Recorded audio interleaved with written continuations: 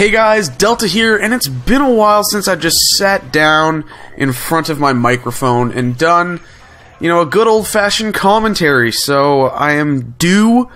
So here we are, and as we are getting to the end of 2013 here, I've been kind of looking back on the 7th generation of consoles, so the PlayStation 3, the Xbox 360, the Wii, and just kind of doing a bit of a post-mortem on it in my head, I guess, because that's the stuff I do. And, every console generation, I think, has that one year that is the absolute peak of the console generation. And I think that 2009 was that year for the PS3 and 360, and not just the peak of that generation, but I think it might have been the best year in gaming. And there are a few reasons for that, some of which are personal, more personal to me, and then some are, of course, industry-wide. And I'll start with those, because there was just not just the quality of the games that came out that year, but also the quantity of quality games that came out in 2009 is really insane, to me, at least. I look back on recent years, and I think about Game of the Year candidates, and there's maybe 4 or 5, like this year in particular, there's only maybe 4 or 5 that for me I would say are worthy of Game of the Year, or worthy of being nominated for Game of the Year. You go back to 2009, there is maybe 10, maybe more games that I can think of that released that year that could be up for Game of the Year awards, which is mind-boggling to me. It was really insane to think. I mean, earlier in the early parts of the year, you got Killzone 2, which is one of my favorite games. Resident Evil 5, I know fans of the series didn't really like it, but I had a lot of fun with that game. Another favorite of mine to come out that year was the original Infamous, which I think is one of the best open world games of that generation. And then you get into the fall, the holiday season, when like everything comes out. You had Uncharted 2, you had Assassin's Creed 2, you had Modern Warfare 2, you had Borderlands, you had Demon's Souls came out in, I think, August of that year. There was so many just top-notch AAA titles to release, and it really was. And even when you go take a step down from kind of the Game of the Year candidates, there were still a lot of fantastic games to come out that year. So while years following, 2010, 2011, 2012, and 2013 have all had their fair share of fantastic games, and I would argue that for a lot of those kind of top level games, they've gotten even better than what came out in 2009. But just, it's insane to think about the sheer quantity, the number of fantastic games that came out that year. Like I've said, Killzone 2 and Infamous are a couple of my favorite PlayStation 3 games ever. Assassin's Creed 2 I rented after not enjoying the first that much. I played for like 3 hours. I'm like, okay, this is really awesome. I need to order a copy off Amazon. And then I had to physically stop myself from playing. Otherwise, I was going to finish that game before my actual copy arrived in the mail. It's like, no, there needs to be something left for me to play when my actual copy gets here. Of course, Modern Warfare 2 was it was a fantastic game until people started abusing perks. Borderlands, I'm not a huge fan of Borderlands, but I had a lot of fun with that game at the start. Demon's Souls was just, there's very few games like Demon's Souls anymore, and people loved that. So it really is. There's an insane number of games, and I can't list them all off the top of my head.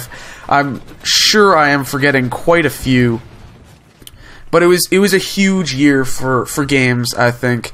And then on a more personal level, 2009 was two things for me. It was the year that I think I really got into video games. It was, I guess 2009, I would have been in the second half of grade 9 and first half of grade 10. So at this point, I was kind of thinking about what I wanted to do after school, and at the time, I had really settled on game design. I thought that was what I was going to do. Unfortunately, or I guess I shouldn't say unfortunately, but it didn't turn out that way for various reasons. And you know, so at that point, I really started to pay attention to things. You know, reading up on news, keeping up to date on everything that was going on in the world of video games.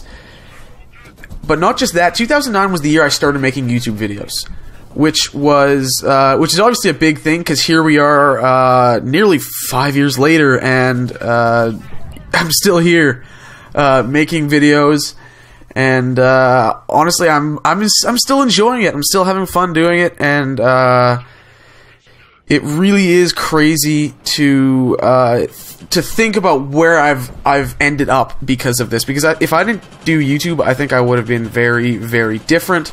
I mean, for me, YouTube, doing commentaries, doing stuff like this has really improved my speaking skills. I couldn't do public speaking. Go back 10 years ago to when I was 9 years old, grade 4. I couldn't get up in front of a class of 30 kids and do my speech without breaking down and crying because my stage fright was so bad.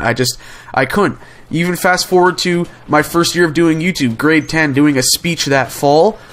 I was monotone. I started sweating almost instantly. It was terrible. Now, public speaking, even a year after that, into grade 11, public speaking was not an issue for me. It really is crazy. And not just that for me on a personal level with YouTube, but I think that's especially the latter half of 2009 going into 2010 with Modern Warfare 2 was when the YouTube gaming community really started to take off.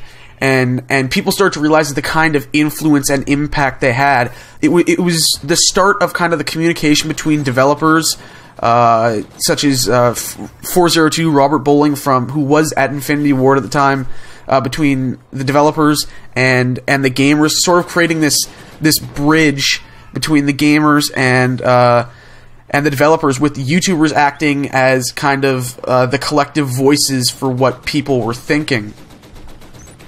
And then you saw, you know, I didn't have much of an issue with, for example, the one-man army grenade launcher exploit in Modern Warfare 2 until YouTubers started making videos complaining about it, talking about how this is a really cheap loadout and how it breaks the game basically, and how it needs to be fixed.